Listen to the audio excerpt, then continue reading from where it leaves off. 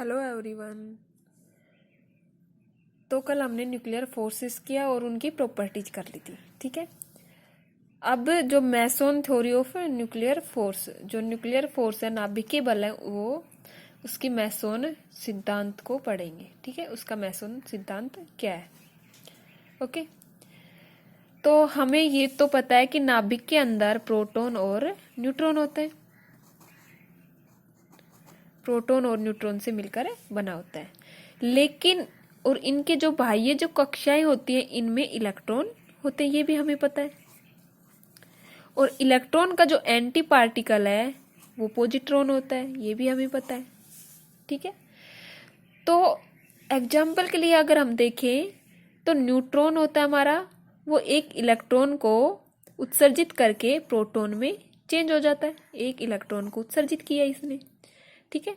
इसी प्रकार जो प्रोटॉन होता है, एक इलेक्ट्रॉन को ग्रहण करके, अवशोषित करके, एब्जॉर्प्शन करके न्यूट्रॉन में चेंज हो जाता है। ये घटना हमें पता है, ठीक है। तो इलेक्ट्रॉन, जैसे इलेक्ट्रॉन या पॉजिट्रॉन, इनका विनिमय हो रहा है एक तरीके से, मतलब दिया जा रहा है, लिया जा रहा है, निकल रहा है, आ रहा है, इस तरीके से इनका विनिमय हो रहा है। क्लियर। तो इसी प्रकार के जो सिद्धांत था, ये तो नॉर्मली हाइजेनबर्ग ने बताया था, इसके जो न्यूक्लियर फोर्स की व्याख्या की थी, तब ये सुझाव दिया था कि इनमें ये ऐसी इस प्रकार का विनिमय होता है। अब ये मैसोन विनिमय सिद्धांत, ये क्या होता है? न्यूक्लियर फोर्स में जो मैसोन थ्योरी होती है, ये क्या होती है? ये अब यहाँ आएगी। जिस प्रकार इसमें इलेक्ट्रॉन या पॉजिट्रॉन का विनिमय होता है, इसी प्रकार जो युकावा होता है, जो एक साइंटिस्ट है युकावा, फिजिक्स का, फिजिकल साइंस का, उसने क्या बताया कि मैसोन जो पार्टिकल होते हैं, मैसोन पार्टिकल एग्जाम्पल के लिए देखिए, पाइओन, पाई प्लस, या अपन ने यूनिट 4th में पढ़ा, पाई माइनस पाई नोट, ठीक है। ये मैसोन पार्टिकल है, इनको पाई मैसोन भी बोलते हैं, ठीक है। तो इनमें पायोन या फिर पायोन भी बोलते हैं, जो पाई कण है इनको पायोन भी बोलते हैं, पाई मैसोन भी बोलते हैं, ठीक है। तो ये पायोन कण है, इनका उत्सर्जन भी होगा, अवशोषण भी होगा, ठीक है। तो इस प्रकार की जो विनिमय होगा, ये है मैसोन, जो थ्योरी है न्यूक्लियर फोर्स की, मैसोन थ्योरी। तो ये तो हमें पता है, 3 प्रकार के मैसोन होते हैं, पाइओन होते हैं, पाई नोट और पाई माइनस। ये हम यूनिट 4th में कर चुके, ठीक है। तो अब इनमें किस प्रकार से ये विनिमय होता है, ये हमें देखते हैं रिएक्शन के माध्यम से, उसमें क्या क्या चेंज होता है, किस प्रकार से। एक जो न्यूक्लियन होता है, न्यूक्लियन में क्या होता है? प्रोटॉन और न्यूट्रॉन, एक जो नाभिक पूरा होता है, उससे उत्सर्जित पाइयोन दूसरे न्यूक्लियन द्वारा अवशोषित किए जाते हैं। तो ये प्रक्रिया किस प्रकार होती है, इनमें किसका चेंज होता है? इस प्रक्रिया में जो मोमेंटम होता है, वो उनका रिप्लेसमेंट होता है, स्थानांतरित होता है, ठीक है। तो एक बार देख लेते हैं। फर्स्ट अगर एग्जाम्पल देखें, जो प्रोटॉन होता है हमारा धनावेशित कण, ठीक है। प्रोटॉन पाई कणु का जो उत्सर्जित करके, प्रोटॉन होता है पाई कण को उत्सर्जित करके न्यूट्रॉन में चेंज हो जाता है, ठीक है। तो प्रोटॉन प्लस न्यूट्रॉन, और जो हमारा प्रोटॉन होता है वो न्यूट्रॉन में चेंज प्रोटॉन, ये रिएक्शन इस प्रकार होता है, न्यूट्रॉन में चेंज हो जाता है पाई प्लस पार्टिकल को एमिटेड करके, उत्सर्जित करके, ठीक है। तो हमारा ये proton neutron plus pi plus में चेंज हो जाता है, ठीक है, प्लस ये एन हमारा सीधा है। अब नेक्स्ट रिएक्शन में क्या होगा? जो न्यूट्रॉन होता है हमारा, वो पाई प्लस को अवशोषित करके प्रोटॉन में चेंज हो जाता है। तो क्या होगा आगे? N plus pi plus plus N, जो दूसरा न्यूट्रॉन होता है हमारे पास है दूसरे न्यूक्लियस का, वो इन दोनों के, ये दोनों न्यूक्लियस अलग अलग है दोनों के, ठीक है, दोनों के नाभिक अलग अलग है। अब जो दूसरा नाभिक है, वो उसका न्यूट्रॉन पाई प्लस जो पार्टिकल है उनको अवशोषित करके प्रोटॉन में चेंज हो जाता है, ठीक है। तो नेक्स्ट अगर रिएक्शन करें तो क्या होगी? जो न्यूट्रॉन होता है, ये पाई प्लस को अवशोषित करके प्रोटॉन में चेंज हो जाता है, ठीक है। तो यहाँ से रिएक्शन हमें जो मिलेगी N+P। तो एक नाभिक का पाई प्लस को उत्सर्जित किया और प्रोटॉन है जो न्यूट्रॉन में चेंज हो गया, और दूसरा जो नाभिक है उसका जो न्यूट्रॉन होता है पाई प्लस को अवशोषित करके, ठीक है, प्रोटॉन में चेंज हो गया। इस प्रकार ये रिएक्शन होती है। इसमें पार्टिकल किसका विनिमय हुआ? पाई प्लस का। तो मेसन सिद्धांत में यही है, जो पाइयोन कणों का विनिमय होता है उसी को हमें पढ़ेंगे, जो mason theory of nuclear force. तो जैसे इस रिएक्शन में फर्स्ट रिएक्शन हमने की, इसमें विनिमय पार्टिकल कौन सा है? Pi plus.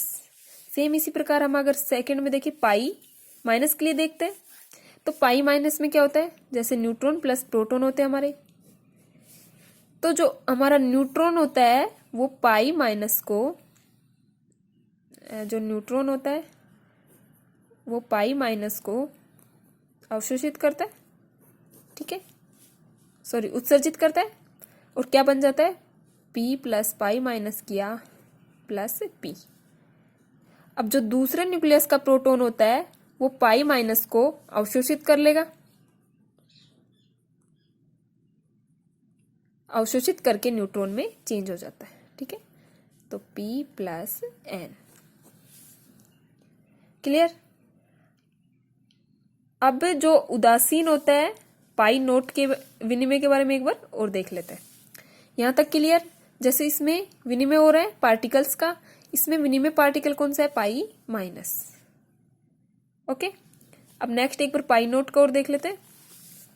देखते हैं जो पाई नोट होता है, जैसे प्रोटॉन प्लस प्रोटॉन होते हैं, ठीक है, दो प्रोटॉन पाई नोट को उत्सर्जित करता है और फिर से प्रोटॉन में ही चेंज रहता है, प्रोटॉन ही रहता है।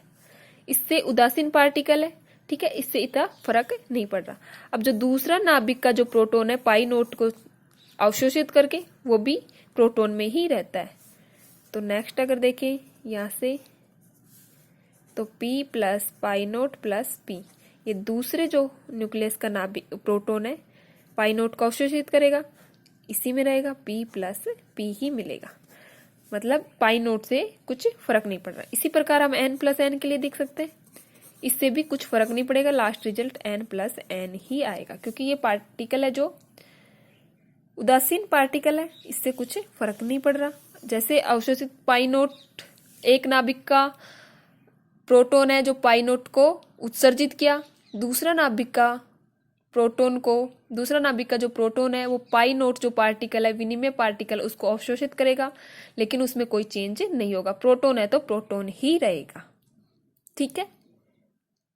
तो ये थी हमारी जो मेसन थ्योरी न्यूक्लियर फोर्स के लिए। अब इसमें ये तो हमारा हो गया मैथमेटिकल, थोड़ा जैसे समझा दिया। बाकी एक बार इसका फिजिकल मीनिंग देखें तो क्या होता है, मेसन जो विनिमय सिद्धांत होता है, इसमें जो पास होते हैं, मतलब कोई भी दो वस्तुएं जो पास होती है, उनमें नाभिकीय बल में प्रतिकर्षण बल होता है, पास वाली जो जिनमें डिस्टेंस बहुत कम होती है, इनमें तो प्रतिकर्षण होगा, ठीक है, रिपल्सन होगा। और जो दूर दूर होते हैं, बड़ी जो दूरियां होती है, उनके नाभिकीय बलों में आकर्षण बल होता है, ठीक है। तो इस प्रकार ये मेसन की विनिमय सिद्धांत था, आकर्षण और प्रतिकर्षण का। जैसे हम इसको एक एग्जाम्पल के माध्यम से समझते हैं, एक बार को देखो। मेसन सिद्धांत को समझने के लिए यहां से दो युवक है, एक और दो, ठीक है। अब ये दोनों एक दूसरे की तरफ बॉल फेंक रहे हैं, या मतलब बोल सकते हैं इसको, इनकी तरफ एक दूसरे की तरफ गेंद आ रही है, वो कैच करने को तैयार है, ठीक है। वो कैच करेंगे, जैसे ही इन पे कैच होगी, पीछे की ओर एक बल लगता है, ठीक है, पीछे की ओर एक धक्का लगता है, उसके कारण जो संवेग में जो विनिमय होता है वो प्रतिकर्षण रिपल्सन के कारण होता है, ठीक है। तो इसमें प्रतिकर्षण बल रिपल्सन फोर्स होता है। यहाँ जो पार्टिकल का एक्सचेंज कर रहे हैं, ये बॉल एक युवक ले रहा है, सेकंड बॉल दूसरा युवक ले रहा है, जैसे उसको पीछे की ओर धक्का लगेगा तो उसमें प्रतिकर्षण फील होगा, तो इसमें प्रतिकर्षण हो रहा है।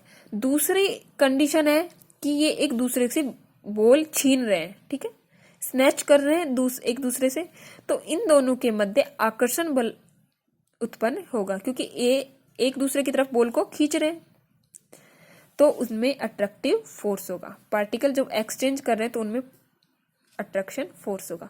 ये हमारा फिजिकल मीनिंग द्वारा हम समझ सकते हैं। देख लो, two boy are exchanging balls, ball को एक्सचेंज कर रहे हैं।